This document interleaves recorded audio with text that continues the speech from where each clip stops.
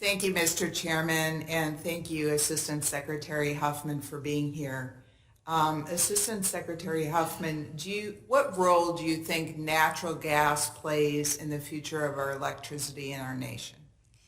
So natural gas is currently playing a role of providing flexibility in balancing variable resources and looking at providing support for the system.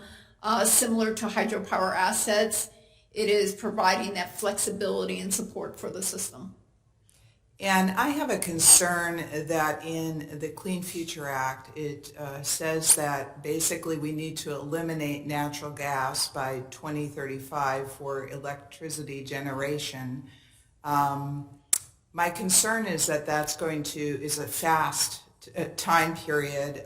Many think that it's not achievable in that short of time period. Do you think, my concern is that that will increase prices to my constituents, utility costs, and also decrease reliability of the grid. Do you share my concern? So with respect to natural gas, the opportunity exists for decarbonization with CCUS, carbon storage and capture. And as the department looks at alternative clean fuels, that is going to be the transition to a cleaner fuel infrastructure. And so I think the balance is going to be during that transition, the science and technology development that's going to have to occur for us to achieve those goals. I am not a natural gas expert, so I would be more than welcome to have the staff in the department collaborate with you on some of these discussions moving forward. Thank you. You had brought up earlier in your testimony about Biden's 30 by 30 plan. I think you said that it would require 30 gigawatts of offshore wind by 2030. Is that correct? And I looked up and it said the average wind turbine has a capacity of 2.55 megawatts.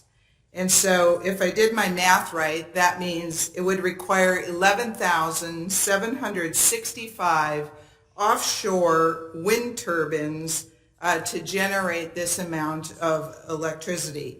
In a previous ENC committee hearing, we heard from former Secretary of Energy Moniz. And if my memory serves me correctly, he said that each offshore wind turbine takes 1 ton of critical materials, minerals, to build.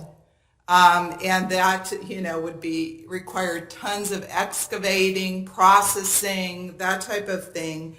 Considering that America now relies on foreign countries, sometimes adversary foreign countries like China, for our critical minerals, I think 100% of 17 critical minerals.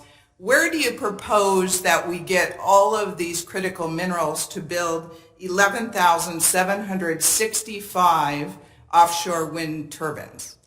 So I understand that the Department of Energy in the Office of Energy Efficient Renewable Energy, there is an emphasis in looking at advanced materials and critical materials as well as alternatives for replacing critical materials or looking for material alternatives. So I think it's important as we move forward to address these challenges, recognizing they are challenges, but still continue to move forward on what technology can do and what we can do in this space. So I recognize and I thank you for the question. These are very important issues that must be part of the dialogue and the conversation.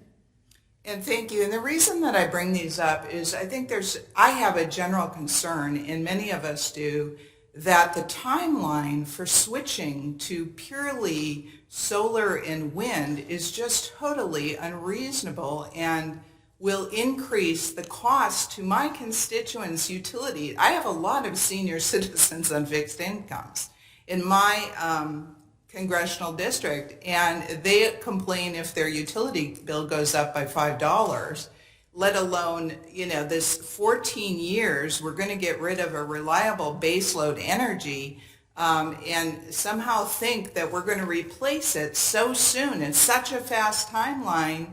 And the technology isn't there right now to do that. In fact, last night I talked to another former Secretary of Energy, and he thinks it's going to take 25 years to have the right energy storage batteries that are needed to do this. And so that's my concern. I'm concerned about my constituents, the cost of electricity, and the reliability of the energy grid. I sure as heck do not want Arizona to have rolling blackouts like California does. Thank you. And I yield back.